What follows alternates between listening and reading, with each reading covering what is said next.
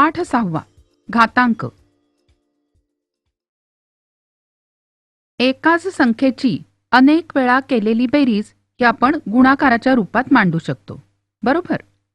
मग आता 2 ही संख्या अनेक वेळा घेऊन केलेल्या गुणाकाराची मांडणी इथं दिली आहे. बघा, 2 गुणिले 2 गुणिले 2 गुणिले 2 गुणिले 2 गुणिले 2 गुणिले 2 गुणिले 2 असा 8 वेळा 2 घेऊन गुणाकार केलाय. तर ही पण मांडणी आपल्याला कशी करता येते? 2च्या डोक्यावर 8 लिहायचं. इथं 2च्या डोक्यावर 8 हे गुणाकाराचं घातांक रूप आहे. यामध्ये 2 हा पाया आणि 8 हा घातांक आहे. आणि ह्याचं वाचन कसं करायचं? तर 2चा 8वा घात किंवा 2चा घातांक 8. सामान्यपणे ए ही कोणतीही संख्या असेल तर ए गुणिले ए गुणिले ए गुणिले टिंब टिंब टिंब एम वेळा बरोबर ए चा एमवा घात किंवा ए चा घातांक एम. आणि इथं एम ही नैसर्गिक संख्या आहे. त्याचप्रमाणे हेही लक्षात घ्या की कोणत्याही संख्येचा पहिला घात म्हणजे ती संख्याच असते. उदाहरणार्थ 7चा घातांक 1 बरोबर 7. आणि संख्येचा घातांक 1 असेल तर तो न लिहिण्याची पद्धत आहे. आता किंमत काढूया. 5चा तिसरा घात बरोबर 5 गुणिले 5 गुणिले 5 बरोबर 125. दुसरं उदाहरण, किंमत काढा. ऋण 1/2चा चौथा घात बरोबर ऋण 1/2 गुणिले ऋण 1/2 गुणिले ऋण 1/2 गुणिले ऋण 1/2 बरोबर ऋण 1 गुणिले ऋण 1 गुणिले ऋण 1 गुणिले ऋण 1 छेद 2 गुणिले 2 गुणिले 2 गुणिले 2 बरोबर 1/16. लक्षात ठेवा, कोणत्याही संख्येचा दुसरा घात म्हणजे त्या संख्येचा वर्ग.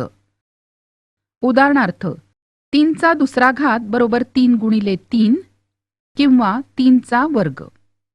कोणत्याही संख्येचा तिसरा घात म्हणजे त्या संख्येचा घन. उदाहरणार्थ 5चा तिसरा घात बरोबर 5 गुणिले 5 गुणिले 5 किंवा 5चा घन. आता पाया समान असलेल्या घातांकित संख्यांचा गुणाकार बघूया. जर ए ही परिमेय संख्या असेल आणि एम व एन हे धन पूर्णांक असतील तर ए चा एमवा घात गुणिले ए चा एनवा घात बरोबर ए चा एम अधिक एनवा घात.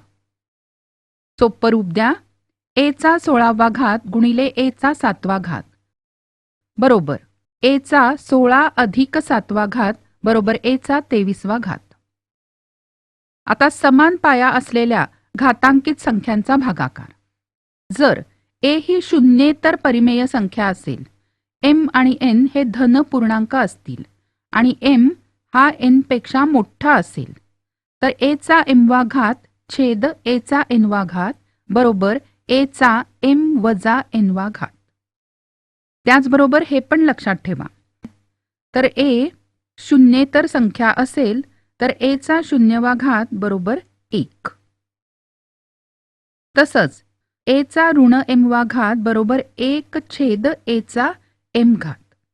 म्हणजेच ए हा शून्य नसेल, बी हा शून्य नसेल आणि एम ही धन पूर्णांक संख्या असेल तर ए छेद बी चा ऋण एमवा घात बरोबर बी छेद ए चा एमवा घात. आता काही उदाहरणं सोडवूया. सोपं रूप द्या. 7चा 5वा घात भागिले 7चा तिसरा घात बरोबर 7चा 5वा घात छेद 7चा तिसरा घात बरोबर 7चा 5 वजा तिसरा घात बरोबर 7चा दुसरा घात बरोबर 7 गुणिले 7 बरोबर 49.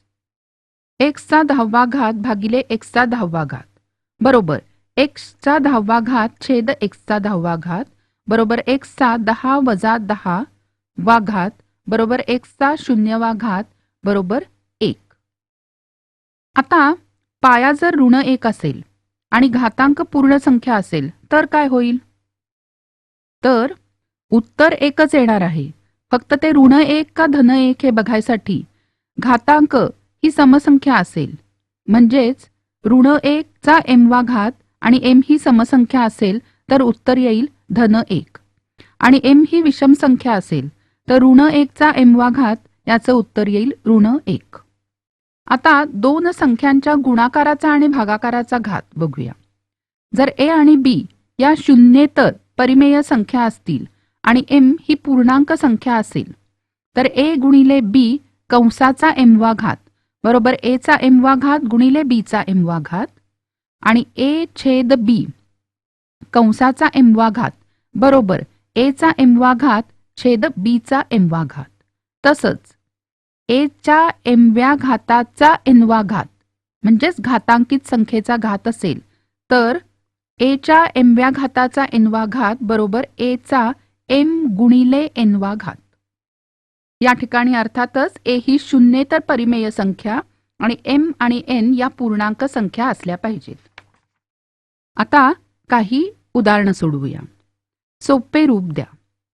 6/7 च्या 5व्या घाताचा दुसरा घात बरोबर 6/7 च्या 5 गुणिले दुसरा घात बरोबर 6/7 चा 10वा घात. 11/3 चा ऋण 5वा घात बरोबर 3/11 चा 5वा घात. y चा ऋण 4था घात बरोबर 1/y चा 4था घात. आता पृथ्वी आणि चंद्र यातलं अंतर आहे 38,40,00,000 मीटर. 10चा घातांक वापरून हे आपण कसं लिहू शकू? 38,40,00,000 बरोबर 384 गुणिले 10चा 6वा घात कारण इथे एकूण 6 शून्य आहेत.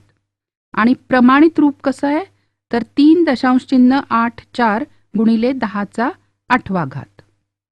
कोणतीही खूप मोठी किंवा खूप लहान संख्या असताना एक अंकी पूर्णांक असलेली दशांश अपूर्णांकी संख्या आणि 10चा योग्य घात यांचा गुणाकार करून लिहितात त्याला त्या संख्येचं प्रमाणित रूप म्हणतात. यानंतर पूर्ण वर्ग संख्येचं वर्गमूळ काढणं.